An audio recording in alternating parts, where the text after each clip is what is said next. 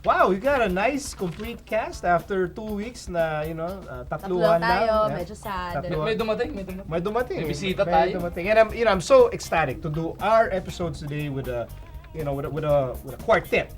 Okay, first we have Susie. We have Susie. Hello. Yeah, we have the Wolf of Wall Street. Wolf of Wall Street here with a slick back, diba? Total Oscar week, diba? The Wolf of Wall Street, and of course we have Wawi de Guzman of the Universal Motion Dancer. Hindi ko makilala yun eh. Ha? Yes, fresh. Google mo. Google mo. Google nyo na lang kung mamaya, di nyo Google kilala, mo. pero siya yun. Okay, let's do our, because a lot of people have asked for this, because the last time we were all together, that was before Game 6. Yeah. Right before Game 6. So this time, we want to congratulate the Sanmig Coffee Yay! Mixers for winning the Philippine Cup, and this is our recap episode for them. And how did Sanmig Coffee do it, Leo? Leo Nahorda. Leo DiCaprio Nahorda. Nakakabasag ng buwelo yun. Sanmig, grabe. Grabe yung nilaro nila. No? They did not allow themselves to be put in a position. I can see your hair sa monitor. It is glorious. In all its slick back glory. Patry yan. Old patry. school yan. Taking it back. Okay, go. Sige, go. They didn't allow themselves to be put in a position to be put in a Game 7 situation na they could lose. Sayang yung nabuo nila, yung 3 straight games na pinanalo nila. Ayaw na nila sayangin yun. And they gave it their all with everything that happened, with all the drama that surrounded that ball game. That fateful second quarter, we saw the walkout, we saw everything. We saw their 17-point lead get chopped down to 6 ba? At the half. Yeah, that was an 11-0 run and everything. Ibang klaseng resolve yung pinakita nila in that second half, just to make sure that they take the fight out of rain or shine, and not even to let it go down to the last 2 minutes. Talagang 4 minutes, 5 minutes to go, they really stepped on the gas and didn't look back. Your perspective, Susie, will be very interesting because, of course, you are honest about your allegiance to Indeed. Rain or Shine. But how did you feel about Sanmig Coffee beating your team? They were amazing in that game. As in, umpisa pa lang talagang alam mo na they were out for blood. And everyone was, of course, talking about the walkout. It was fun. And people were asking me, so what did you think? What did you think? Ganyan. Ako, I told them na, being a long-time Yang Yao fan, I honestly thought it was genius. But I understand why some people would think otherwise. But ako, personally, I thought, wow, balls of steel, Yang Yao. Why are you laughing? Tama. Am I not allowed to say balls of steel? Oh, you are. There you go. Basketball That's what he has, indeed. Gusto mo na samahan ng usual hand gesture. Tama, okay na yung ball. Tuloy ko? Okay yun. Sige. Hawatin mo yung kamay. So yan, they finished the second quarter strong. Yung third quarter, they were amazing. Lumamang pa sila. Grabe yung third quarter na yun. Oo, Yeah. lumamang pa sila eh. Pero medyo naubusan ng fourth. Unfortunately, nagwala si Baroka. Ang lala niya ng lahat. Sayang yung laro ni Bo. Sayang yung laro ni Paul. And was that one of the reasons why, I know this is a topic for later, yung pinakita ni Paul, kung ba't biglang na siya pergilas? Because he was really As far as I in as that far as I game. understand, even before the finals, his name was already being floated around. Narinig But ko that na wouldn't have hurt his case. How it amazing certainly he played. strengthened his case. In Game I think it's 3 straight games, he averaged over 20 points. So, Except for the last minute. nah, come on. Mark Fingers was guarding Paul Lee. You have to give him that. Give credit to Sakuragi for that. Yes. Okay. Okay, yun. Charles. I think it's the whole journey of Sanmig Coffee. Cause why are you guys laughing? No. You miss me. Yeah, we missed you. Okay. Ano yung kanta nun? Always? Yung sa motions. Tuwing sumasayaw ako. Always. Always, I wanna be with you. Hindi Wawi. Sayaw pala. Yan. Ano ba Brad yan. Pitt? Ha? Sabi mo kanina Brad Pitt. Brad Pitt. Don't put words in my mouth, Mr. Chu. Anyway, can you stick to the topic? Your thoughts on Sanmig Coffee winning the Philippine Cup? I mean, you could see it naman the whole season. Coach Tim trusted guys like Justin Melton, Ian Sangalang, and they performed in the finals. Well, at least Sangalang had a really big game. And then the whole conference, they were relying on 2 guys, Baroka and Pingris. And in the finals, sila rin yung bumuhat. And of course, the usual guys, James Yap, PJ Simon, they had their usual games talaga na they exploded. I mean, what you can expect from them. So it was really impressive, especially since they started really bad sa conference. And it's such a big feat to be able to beat Rain or Shine, which was the hottest team, and their journey to the finals, they beat who else did they beat? Togetex. They beat The Togetex and defending Ginebra. champions. So I mean, those are no joke, and it's impressive what they did. You beat the defending champs, you beat the top seed, and mula sa pinag-umpisahan nila at 1-5 dati, at kala mo naliligaw na talaga sila. Grabing storybook ending na naman daw para sa Sunwing. I posted that old episode of ours, yung May nagalit nga eh. Bakit nagalit? May nagalit, may Ano? nag-tweet sa atin. Ano? Dalawa sila. Ano, bakit? Bakit daw ganun sinasabi ko?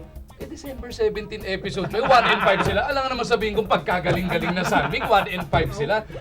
What is happening to San Mig Coffee, or what has happened to them that has led to this record? So siguro may championship hangover pa talaga, and they lost a few close games. But I don't think it's something to be alarmed about. I still have faith with the team. They need a fire starter na yung Bowles or Blakely. Not to say that they have to shake up the rotation, but they have to find that one guy that will not provide everything that Bowles and Blakely provided, pero somebody who will inspire everybody. I think lately it's been more Pingris and Baroka who are actually the ones really taking charge of the team. Yeah, Baroka, iba Energy si nilalaro. Baroka talaga, siya yung bumubuhat ngayon. So, Do you expect that this team is going to, bounce back from 1-5 and make a run for the playoffs? If they start looking as interested as they have been in the past. Okay. Simula, bukod pa sa malas, parang disinterested yung dating, parang kulang sa fire, kulang sa gana. They gotta start with that first, the desire to win. And then the rest will follow. Sila. And during that time, when they were 1-5, they were league worst in points, league worst in rebounds, league worst in assists, league worst in steals, league worst in blocks. Sige, magalit pa kayo. Kaya nagagalit sa'yo eh. Hindi, kasi nga... Ba't sa akin nagpasalamat sila nung pinost ko yun? Hindi, may sinumbong sa'yo, sir, ba't ganun mga pinagsasabi ni, Magu? Dude, basahin mo yung pretense. This was December 17. it's okay. They just love to. And then, anyway, so I posted it right after they won the championship. I decided to post that old episode I felt that episode would make a fan appreciate. Yeah. Para mas lalo mong appreciate yung nagawa nila. They were, kagulo sila noon, and then they had all their injuries, and it really didn't appear that they would go all the way, even if we had that sinister feeling that they would. Yeah. Because they have the track You can record. never count out a team coached by Coach Tim. And this just shows that cliche defense wins championships. It's actually true. They were the best defensive team. And I forgot to mention a guy like, Alex Malyari. He was playing so bad the whole season, and Coach Tim still kept giving him chances. In the finals, he had some pretty good games, some big plays too. So, again, I really, my hats off to Coach Tim. Just how well he knows his players and how he gets the most out of each and every one of them. I'd like to enumerate the things that stood out for me. You mentioned Malyari. In a way, underappreciated na we focus on the ultra electromagnetic tops, which is Melton and Baroka. But actually, si Malyari kasama dun eh. Dun sa pressure triumvirate ni Coach Tim, kasama siya dun actually. Although, he's not a minion. Mark Baroka, his Minus ascension. point sa kanya yun. Yes. Mark Baroka, his ascension to, elite playmaker status, to the point that people are wondering why wala siya sa Gilas. So that's a Magagalit pa raw nga, di ba? that's a big compliment for him. Ian Sangalang. And I had a guy defend me. Nagalit sa'yo. Kasi sabi mo, hindi daw siya para Ray Evangelista or whatever. Meron din. May nagalit. Marami nagalit sa'yo eh. Pinagtatanggol na lang kita eh. So Ian Sangalang, I think it was a coming out party for Ian Sangalang. On the rain or shine side, I was happy that Paul Lee. I mean, Paul Lee put up great numbers. How about Bo? That fourth quarter. Yeah. That was leadership. And that's why I felt, remember we had an episode X Factor. That's why I chose Bo. Because I felt that in Game 6, do or die, Bo would do everything in his power.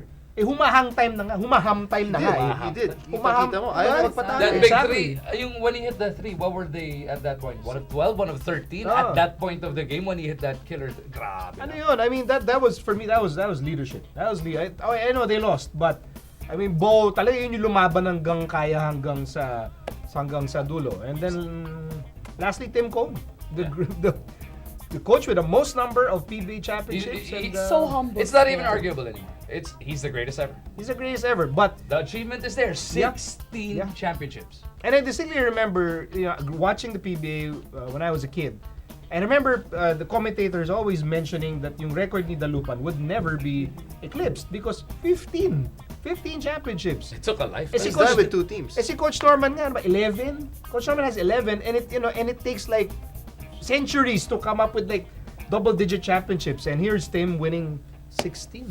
Exactly. And the league nowadays na ang lalakas ng lahat ng team. It's not just like a few teams. You have like 10, we're about to be 12 hopefully. But you know, it's tough, and he changed teams. So di mo lang masabi din, yung lakas lang kasi ng Alaska niya before. I mean, now he went to San Miguel Coffee. Sure, they're a good team, but they weren't winning before he came. He did exactly what he said he would.